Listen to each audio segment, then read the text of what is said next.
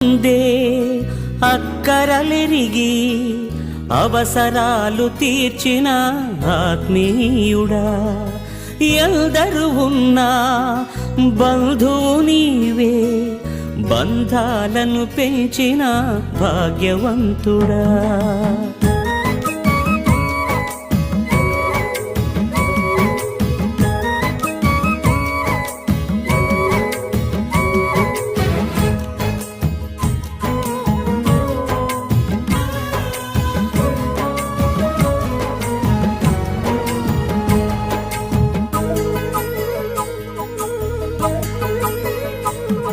పదే పదే నేను పాడుకోనా ప్రతి చోట నీ మాట నా పాటగా, మరి మరి నేను చాటుకోనా మనసంత